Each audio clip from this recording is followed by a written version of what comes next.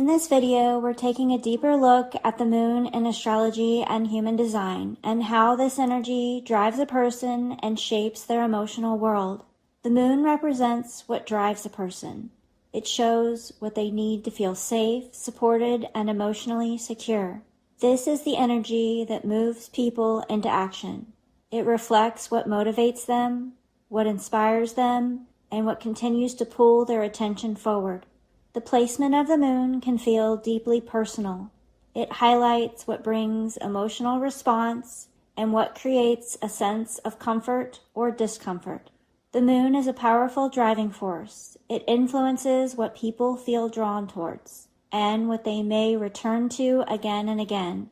This energy can also relate to early experiences and connect to their mother. It reflects how people learn to feel safe and how they respond to emotional environments. The moon works closely with the sun.